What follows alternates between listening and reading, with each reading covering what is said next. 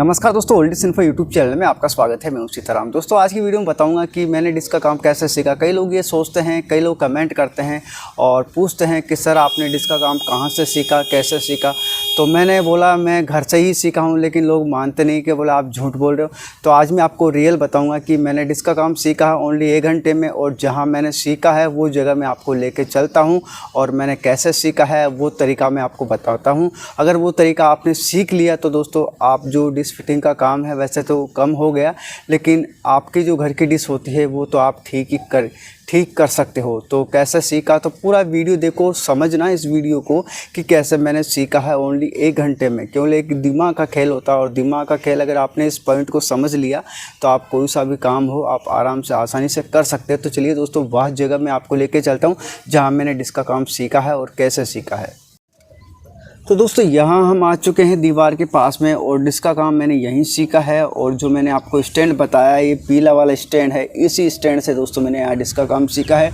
और ये एक स्टैंड ये दोस्तों ये वाला है, डिश का काम मैंने इससे सीखा। तो मैन होता दोस्तों सबका सवाल कि सर आपने कैसे सीखा। ओनली दोस्तों मैंने 1 घंटे में सीखा। आप यहाँ दोस्तों ये छेद देख रहे होंगे, एक छेद ये है, एक वो आगे वाला है, 2 ये है। ये देखिए यहाँ पे 2 छेद है, ये आप देख लीजिए। मेरे को दोस्तों हैमर पकड़ने का भी तरीका नहीं था, लेकिन दोस्तों मैंने जो सीखा है वो मैं आपको रियल बताऊंगा कि कैसे कैसे मैंने सीखा है। तो दोस्तों आप पूरा वीडियो देखें। यहाँ देखिए दोस्तों, जगह मैंने आपको बताई है, छेद मैंने आपको बताई है, और डिश एंटीना मैंने आपको बताया कि इसी डिश एंटीना से दोस्तों मैंने यहाँ डिश का काम सीखा। अब दोस्तों यहाँ जो मैं बता रहा हूँ इस बात को आपको पूरा ध्यान से सुनना होगा, ध्यान से समझना होगा। कैसे दोस्तों, आपको कुछ नहीं करना होगा। आपका जो डिश एंटीना है उसको एक बार आप खोलो, 10-11 की चाबी से आपका खुल जाता है। और खुलने के बाद में दोस्तों आपके जो छेद हो जाते हैं, जो मैंने अभी आपको छेद बताया, मैंने दोस्तों क्या किया, मेरे पास एक मेरा भैया था, उसने मुझे बताया डिश का काम सीखने का तरीका ओनली 1 घंटे में। मुझे हैमर चलाना भी नहीं आता था। सबसे पहले दोस्तों उसने मुझे यही बोला कि अपनी डिश है इसे आप खोलो। तो मैंने 10-11 की चाबी लेके अब मैंने मेरी डिश को खोल दिया। खोलने के बाद में उसने ये बोला कि आप इस स्टैंड को वापस, जैसे आपने छेद किए हैं, छेद हो रहे हैं, उन्हीं स्टैंड में वापस इसको कसो। तो दोस्तों मैंने वैसे ही किया जो भैया ने बताया। मैंने डिश को खोला और डिश के खोलने के बाद में जो वहाँ छेद हो रखे हैं उसी छेद पे मैंने उसको कस दिया। कसने के बाद में दोस्तों उसकी जो सेटिंग थी वो आउट हो चुकी है। इसके सारे बोल्ट उसने खुलवा दिए, और सेटिंग आउट होने के बाद में उसने मुझे बोला अब आप उस टाइम दोस्तों सेटेलाइट फाइंडर नहीं चलते थे, एक कांटे वाला डीबी मीटर चलता था। और आपको पता होगा कि आप MPG-2 सेटअप बॉक्स में फ्रीक्वेंसी ऐड करके उससे ही सिग्नल सेटिंग करते थे। तो दोस्तों उनके पास MPG-2 सेटअप बॉक्स था, एक प्लास्टिक के बॉक्स में था, और वहाँ उस बॉक्स में मुझे बोला कि यहाँ 1 नंबर पर वीडियोकॉन है या 2 नंबर पर टाटा।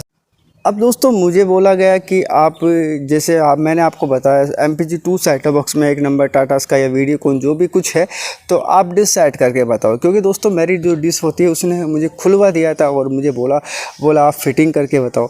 फिर मैंने दोस्तों यहाँ क्या किया, जहाँ मेरे ये होल हो रहे हैं वहाँ मैंने स्टैंड को फिट किया। स्टैंड को जैसे बोलते हैं मैंने वहाँ स्टैंड को फिट कर लिया। उसके बाद मैंने डिश एंटीना लगाया। फिर उन्होंने बोला आप कैसे डिश हिलाओगे। तो मैंने बोला ऊपर नीचे करूँगा। बोला नहीं, आप ऊपर नीचे मत करो, सबसे पहले आप कोई सी भी डिश सेट करो तो जो LMB स्क्रू एंगल होता है उसे आप चेक कर लो, क्योंकि अलग अलग डिश का LMB स्क्रू एंगल अलग अलग होता है।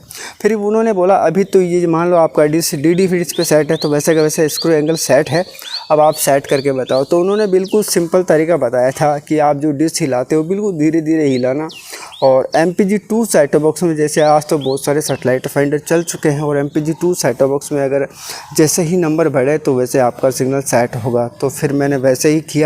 और फिर उन्होंने बोले जब आपके सिग्नल मिले तब आप ये जो बोल्ट होते हैं आपके डिश एंटीना के, थोड़े ये टाइट करो, थोड़े ये टाइट करो, फिर डिश को हिला के देखो, फिर सिग्नल चेक करो, फिर आप इन दोनों बोल्टों को और यहाँ के बोल्टों को फुल टाइट कर देना, फिर आपका डिश एंटीना सेटअप हो जाएगा।